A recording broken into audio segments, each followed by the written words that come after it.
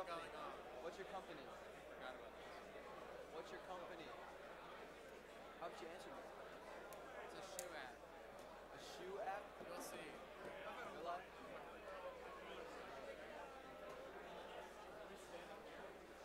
I'll stand behind the barrier. You guys did a...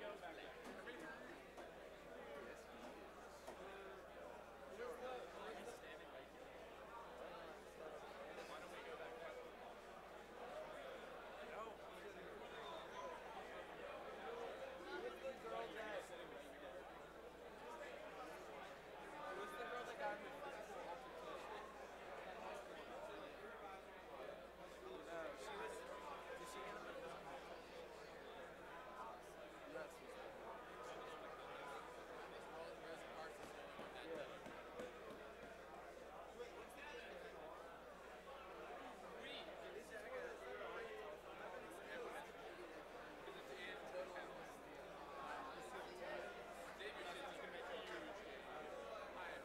I'll just say.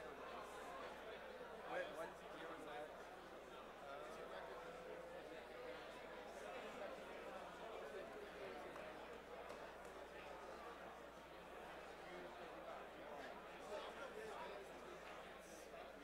Lucio Times, Claudette Colvin, 1950.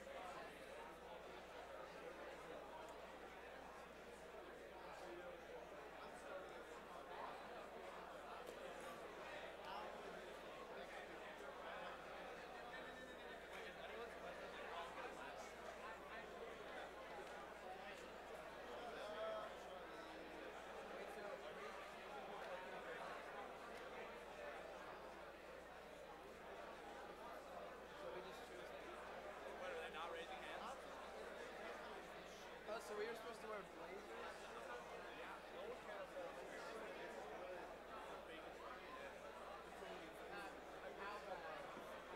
I've never seen it.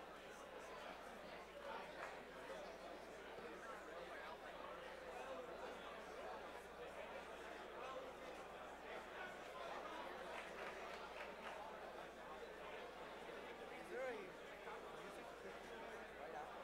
No, I don't think I can.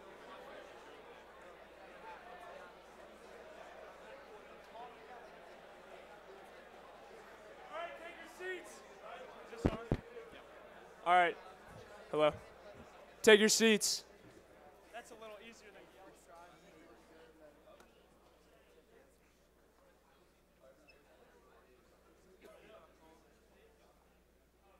Happy Friday. Do we have any faculty announcements to start? Next round. I have to see the declining people right after this assembly. That's Julian, Aaron, Ryan, Andrew, Peter, Kendall, CT, and Zach. I need to see all 8 of you, please. Thank you.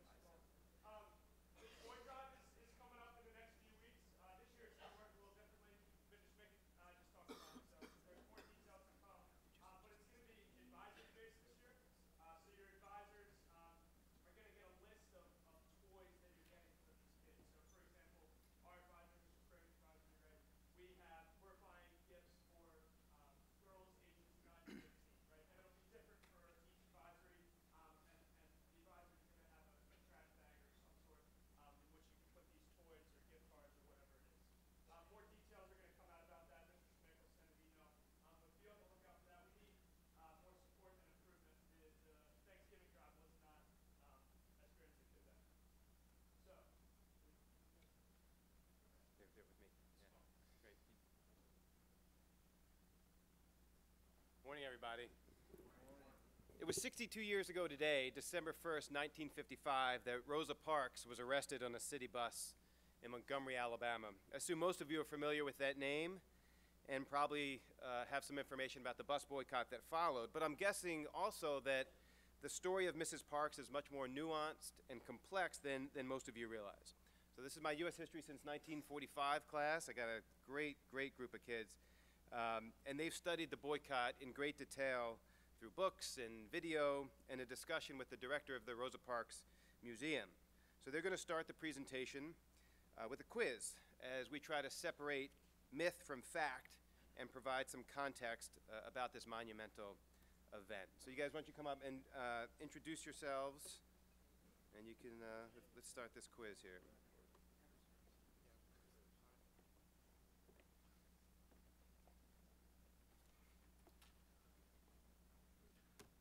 Hey guys, so I'm Kevin Zhang, and so I'll be asking the first question. So African Americans fought against discrimination on public transportation in which century? 18th, 19th, 20th, or all of the above?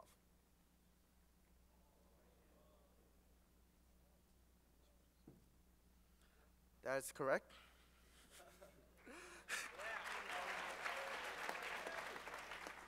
So African Americans waged battles against discrimination on public transportation in 18th, 19th, and 20th centuries.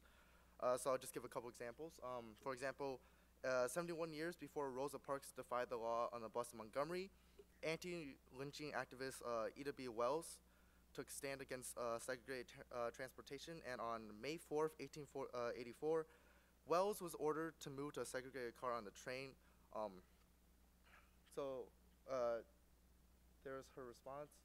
And ultimately, she was sued. She sued the railroad company. So another example is actually Frederick Douglass. And in 1841, Douglass and his friend James N. Buffum entered a train car reserved for white passengers in Lynn, Massachusetts. When the conductor ordered them to leave the car, they refused, and Douglass and Buffum's actions led to a similar incident on the Eastern Railroad. Finally, there was widespread organizing that led Congress to actually grant equal rights to black citizens in public accommodations with the Civil Rights Act of 1875. However, the Supreme Court would later overturn this in 1883, declaring it unconstitutional.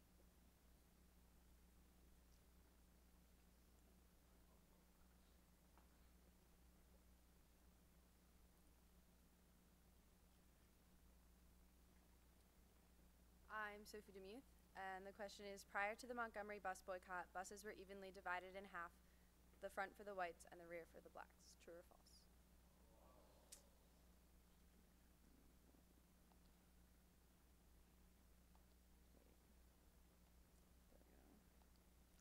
Right, so the answer is false because the division was dependent on the number of white passengers on the buses. Whenever more whites boarded the bus, the black patrons were forced to move further back. In addition to seating separation, African Americans suffered other injustices on the buses. They were often required to pay in the front of the bus and then get off and enter again through the back. Sometimes the bus would leave before they could re-enter. I'll do the quickie. You go ahead. All right. So I'm Will Dwyer. Which of the following is true of Rosa Parks, the woman who sparked the Montgomery bus boycott in 1955 when she was arrested for defying the law segregating the city's buses? She refused to give up her seat to a white man because she was tired. Her refusal to give up her seat on December 1st, 1955 was her first act of resistance against segregated buses. As secretary of the local NAACP chapter and leader of its youth group, Rosa Parks had a long history of activism, or at the time of the incident, she was an elderly seamstress who had never been politically active. Yeah, I'll just take a hand. Anybody want to volunteer? Yeah? The last one? All right. Does anybody have another guess?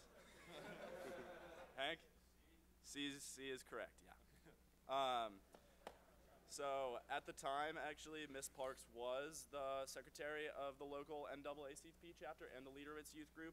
And interestingly enough, the bus driver who called the police on her on December 1st, 1955, actually 12 years earlier kicked her off a bus for not entering the bus through the rear door.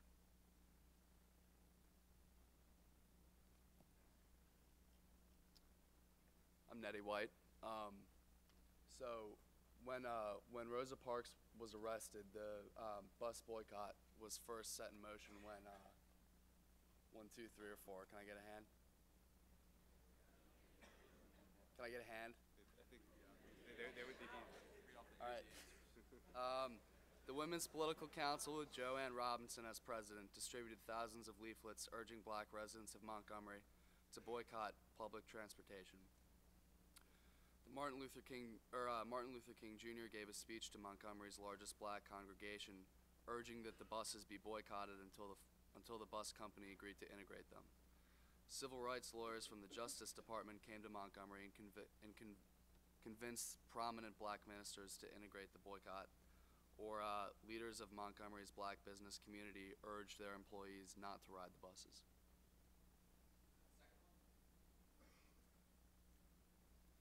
Got another guess? Yep.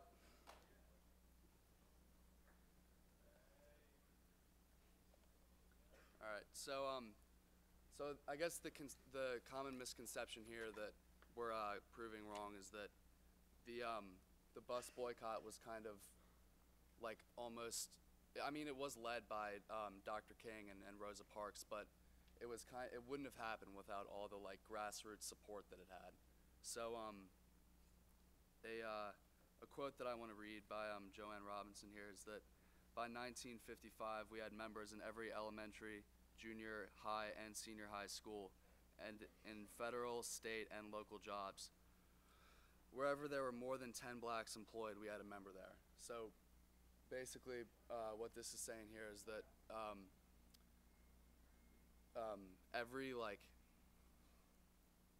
pretty much every part of Montgomery had some sort of supporter there for the boycott. So when the leaflets started to be distributed, it wasn't really that hard for the movement to pull support from. Thank you.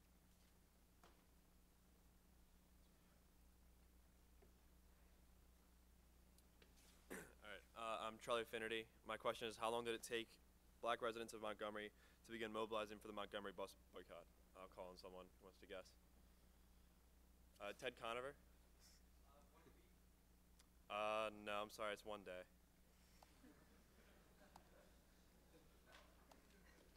So basically, the night of the arrest of Rosa Parks, Joanne Robinson, who Nettie talked about, printed up about how many copies? It was 35,000 copies of a flyer asking for the black community to boycott the buses. And they were passed out a few days after Rosa Parks' trial. By the end of that day, the boycott began, and it lasted for over a year. Yeah, okay. All right, I'm Joe Melanson. So which of the following individuals publicly took stands against segregated busing in Montgomery prior to the Montgomery bus boycott? Any hands? Joanne Robinson, Vernon Jones, Mary Louise Smith, Claudette Colvin, or all the above? Yeah, that's correct. So there were numerous cases prior to the Montgomery bus boycott that were where people protested. There's cases like in 1955, there was Claudette Colvin, who the NAACP and Edie Nixon did not take up because she was 15 and pregnant, so they didn't think they had a high chance of succeeding backing her. And then there was Lucio Times, also in 1955, who got in a physical altercation with the bus driver, and they also chose not to back her because of that reason. So they ultimately waited for Rosa Parks, who was ideal because she had a background in civil rights, and also the peaceful way in which she was arrested was what they were looking for, and it helped them to ultimately win, like, push forward the Montgomery bus boycott.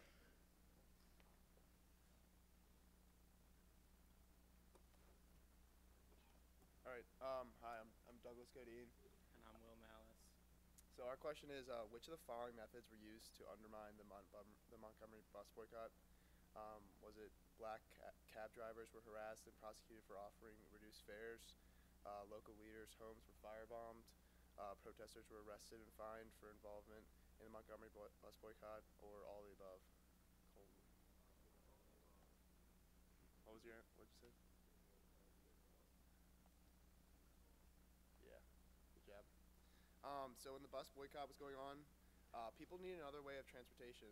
African Americans took taxis and started to carpool to get around. However, the police threatened to arrest the taxi drivers for giving discounts to them, and they started to harass carpool drivers for either going too fast or too slow.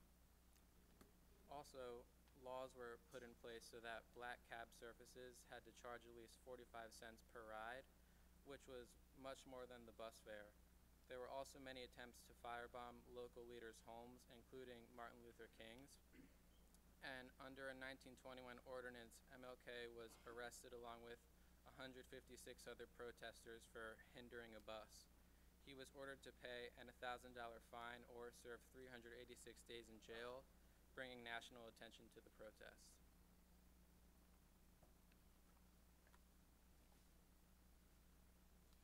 Hey guys, I'm Hap Conover.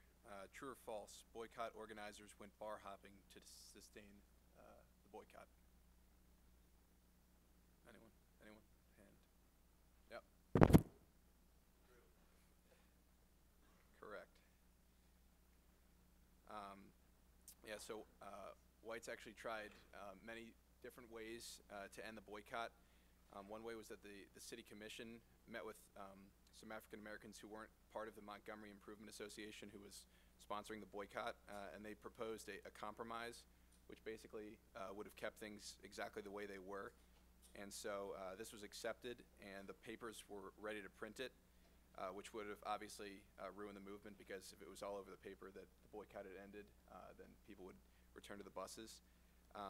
So that night, that Saturday night, before the Sunday paper was going to be printed, members of the MIA, the Montgomery Improvement Association, actually went from bar to bar, informing African Americans that the movement and the boycott was still in fact on, and that actually saved the movement, as the papers didn't print it, and it continued for at least another year.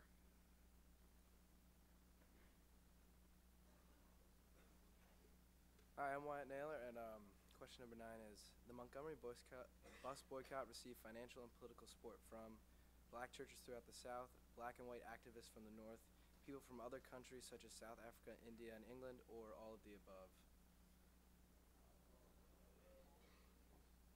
All right, I guess I'll go with all the above.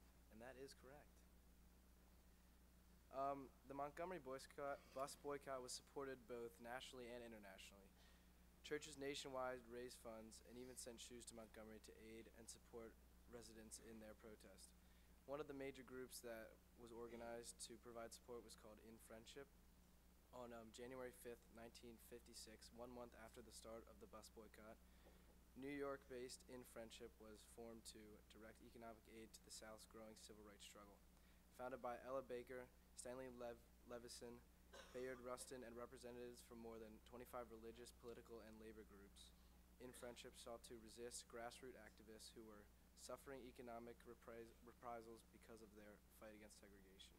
During its 3 years of operation, the organization contributed thousands of dollars to support of the Montgomery Improvement Association, and also this protest inspired more protests for desegregation in other countries, such as the Bristol bus boycott in England.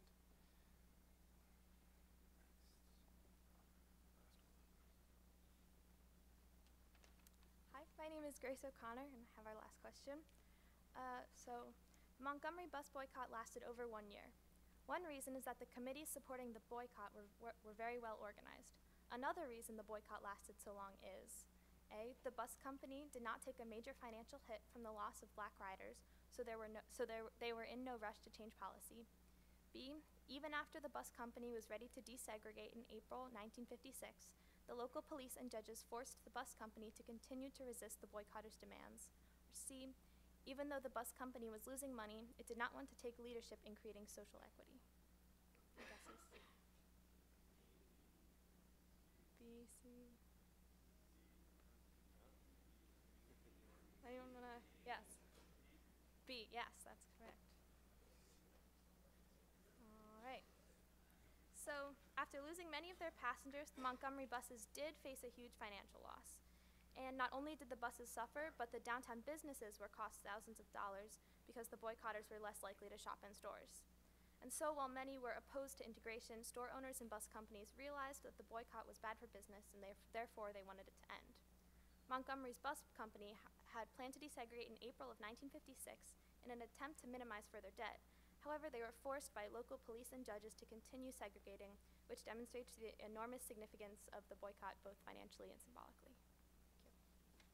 Great, thank you guys, appreciate it, thank you.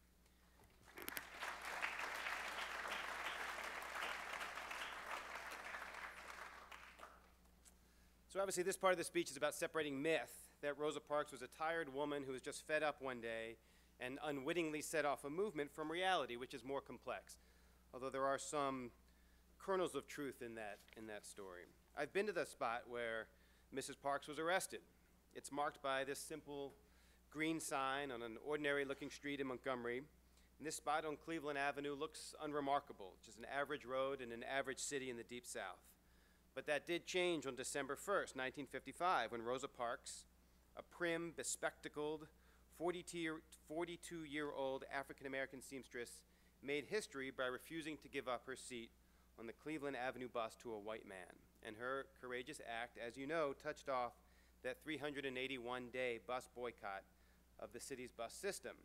And it was led by an emerging leader, Dr. Martin Luther King Jr., and it's now considered the beginning of the American Civil Rights Movement. As Eldridge Cleaver, he was a civil rights activist himself, as he said, these are photos of Mrs. Parks being arrested in her mugshot. As Eldridge Cleaver said, somewhere in the universe, a gear in the machinery shifted on that day. That's a pretty good quotation. Somewhere in the universe, a gear in the machinery shifted. But the myth around Rosa Parks has so usurped her reality as an activist, a radical activist, which she really was, that most Americans believe she was really just a good-hearted, middle-aged seamstress who was simply so tired one day that she refused to give up her seat on the bus home from work. So here's some more background information about Rosa Parks in that day 62 years ago to complement what you just heard. Rosa Parks was actually a longtime activist. She had joined the NAACP, the National Association for the Advancement of Colored People, a key civil rights group, in 1943, so that's 12 years before the day that she was arrested. She was not just a one-day, one-moment protester. In fact, after the boycott, we learned in our conversation with the director of the museum, she was active in a variety of causes, from women's reproductive rights. She was active in the anti-apartheid movement in South Africa, and then she actually worked as an aide in the House of Representatives. In 1943, as my students mentioned, 12 years before her arrest, she had a confrontation with this bus driver, James Blake. He's the same guy that would kick her off the bus, or try to kick her off the bus 12 years later. He wanted her to pay in the front and then get out and move to the back of the bus. He was just trying to humiliate her. And she would remember him, and when she refused to give up her seat 12 years later, it was in part due to the fact that she hated James Blake so much. In 1953, 2 years before the Montgomery bus boycott, there was a similar boycott in Baton Rouge, Louisiana. That one ended in a compromise, though, not complete integration. But Rosa Parks and the Montgomery NAACP had monitored that, and they were inspired by that. And so they were looking for a similar opportunity in Montgomery. Joe mentioned Claudette Colvin, the 15-year-old. They thought this would be a great test case until they realized that she was 15 and pregnant. They said, well, that's not going to look so good. Joe also mentioned Lucille Times, who had that altercation with James Blake, again, that same driver. And there was a violent altercation, and so again, they decided that's probably not going to look so good, so we're going to look for another test case. When we talked to Dr. Felicia Bell, she's the director of the Rosa Parks Museum, she said she's met Mrs. Times, she's still alive at age 95, and she's as mad today about that confrontation with James Blake as she was in 1955. In October, Mary Louise Smith was another one who was arrested, 18 years old. She did not want to move her seat. They said, maybe this is it, but they discovered her father was an alcoholic. And so they said, well, we're not going to use her either. So obviously they were looking for someone that would look good, who they could win the hearts and minds of the community. So it was against this backdrop that Rosa Parks headed to work on December 1st, 1955. As Alan Brinkley writes, he's a biographer of Rosa Parks. He also writes the textbook for those of you taking history here at Gilman. The cause of white supremacy was upheld in the American South by law and tradition, and more chillingly by violence and terror. So what was it that made a reserved, middle-aged black seamstress finally say, enough is enough? And where did she get the moral courage to say it so loud? Well, here is his description. Again, Douglas Brinkley, who wrote this biography of Rosa Parks. Here's how he described that day in 1955. He said, "The bus driver twisted around and locked his eyes on Rosa Parks. Her heart almost stopped when she saw it was James F. Blake, the bully who had put her off his bus 12 years earlier. She didn't know his name, but since that incident in 1943, she had never boarded a bus that Blake was driving. This day, however, she had absent-mindedly stepped in. 'Move, y'all, I want those 2 seats,' the driver barked on behalf of Jim Crow, which dictated that all 4 blacks in that row of the middle section would have to surrender their seats to accommodate the single white man, as no colored could be allowed to sit parallel with him. A stony silence fell over the bus as nobody moved. 'Y'all better make it light on yourselves and let me have those seats,' Blake sputtered, more impatiently than before." And of course we know that Rosa Parks refused to give up her seat. She had no intention of making history that day. This was not premeditated. She didn't intend to become the test case. She didn't wake up on the morning of December 1st, 1955 and say, "Today's the day where I'm primed for a showdown over civil rights with the local police." It was really her lifetime's work and education in injustice and activism that had strengthened her resolve for when the time came. But it was clear to E.D. Nixon, who was the head of the Montgomery NAACP, that Rosa Parks was the perfect plaintiff. And you can read his quotation there about Mrs. Parks. Again, they were looking for someone that would look good to the rest of the city and the rest of the country. So that's what E.D. Nixon said about Rosa Parks. She was the perfect test case because of her background. And this is how Rosa Parks later remembered that day. "I was determined to achieve the total freedom that our history lessons taught us we were entitled to, no matter what the sacrifice. When I declined to give up my seat, it was not that day or bus in particular. I just wanted to be free like everybody else. I did not want to be continually humiliated over something I had no control over, the color of my skin." I think that her story has become so well known. It's almost like a fable we were talking about in class. It's sort of this easy story with a moral. And I don't think we've shown Rosa Parks the proper respect for how courageous her act really was and how much work really went into the boycott. And one of the reasons that the boycott was so significant and that it's such a remembered event is that it launched Dr. Martin Luther King Jr. onto the national stage. He was an unknown 26-year-old preacher at the time. This was his first exposure to the nation, and he shined. So here are a couple of clips about Dr. King. Speaker at Holt Street Church was a new preacher in town, Dr. Martin Luther King Jr. He was only 26 and was almost unknown outside his own congregation. King wasn't sure he should accept when his fellow ministers and other leaders asked him to head the new Montgomery Improvement Association and the boycott. But they wanted him in part because he was new in Montgomery. Reverend King was a young man, very intelligent young man. He had not been here long enough for the city fathers to put their hand on him. Martin said, "Well, you know, I'm not sure I'm the best person for this position since I'm new in the community.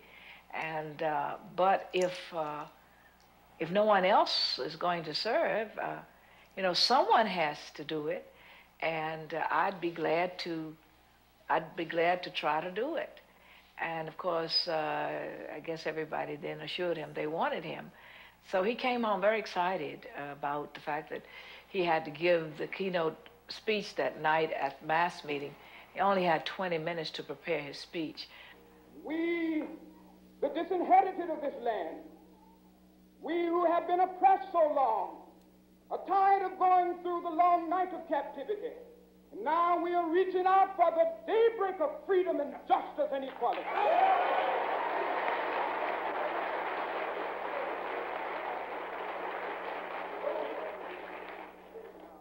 The only weapon that we have in our hands this evening is the weapon of protest. That's all. And suddenly, this is the glory of America with all of its faults. And we are not wrong. We are not wrong in what we are doing. If we are wrong, the Supreme Court of this nation is wrong.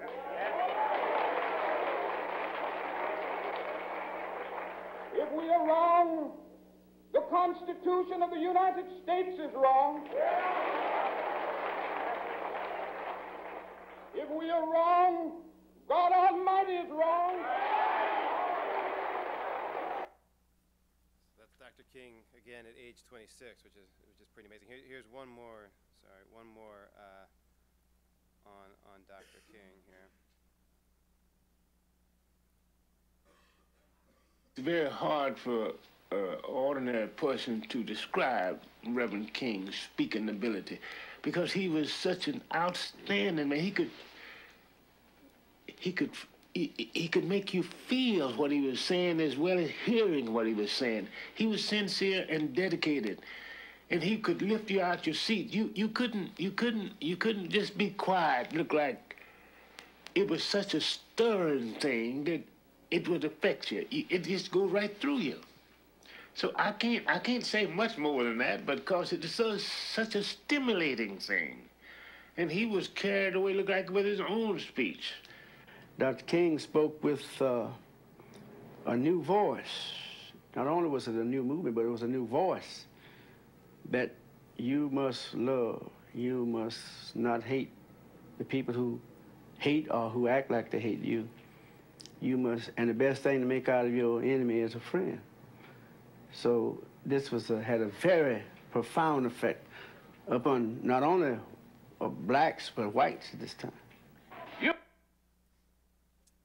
And so this movement, the boycott, helped launch Dr. King, and also, of course, launched the civil rights movement. So in class, we were talking about what lessons we can impart. Well, what can we take from the Montgomery bus boycott? And we had a hard time with this. I mean, I think it's very easy to be against Jim Crow laws, right? It's very easy to be against the Ku Klux Klan march, which we found out, unfortunately, this summer. It still happened in this country, right? In some ways, it's almost too easy to be outraged by those things. That sort of takes us off the hook. We would never support Jim Crow. We would never support the Klan. So it was difficult, without being very trite, to come up with real lessons that might apply today. But we gave it a shot, and we have a few things to say. First, the movement was made up of thousands of average citizens, like Rosa Parks and many whose names we don't know, who sacrificed their safety and comfort. And think about the risks that they took. I mean, Rosa Parks, for example, lost her job, as did her husband. She was threatened by the Klan. She had to move out of town. But these average citizens truly revolutionized the country. Another lesson that Dr. Bell, the director of the museum, emphasized in our conversation with her was how strategic the boycott actually was. There were legal battles and carpools and meticulous planning to pull it all off. In other words, change can be painstakingly difficult. The civil rights movement was about much more than marches and speeches and feel-good moments. Change can happen, but with smarts and dedication and perseverance. I think we also want to point out the importance of allies. You don't have to be the group discriminated against in order to help. So there's a Rosa Parks Avenue in Montgomery, near where Mrs. Parks was raised. I don't know if you saw the preview of that slide next. It intersects with, see if you can guess which street it intersects with West Jeff Davis Avenue. I see some snickers, and people might know that Jeff Davis is the president of the Confederacy, the Civil War Confederacy. I mean, you couldn't make that up, right? I mean, I can't think of a better symbol of our progress in race relations, but also resistance to that progress.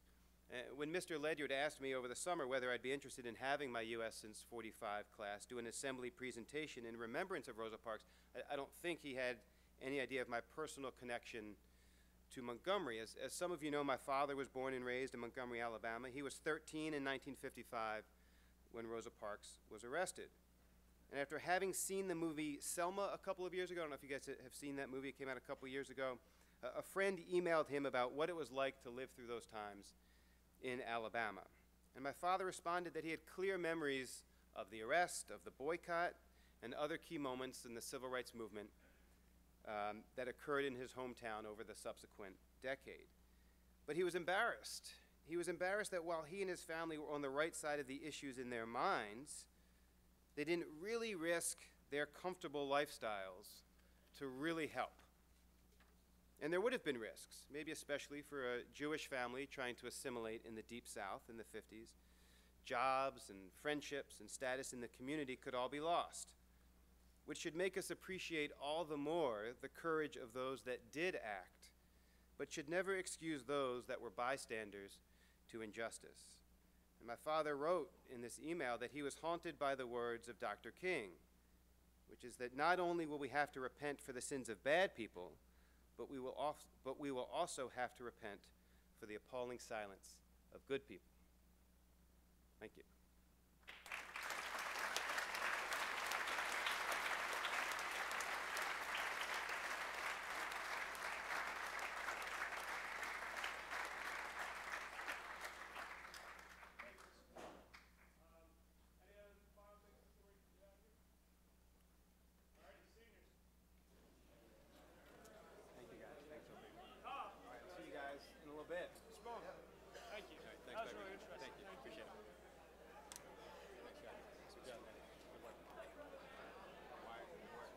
Good luck the rest of the startup. Okay.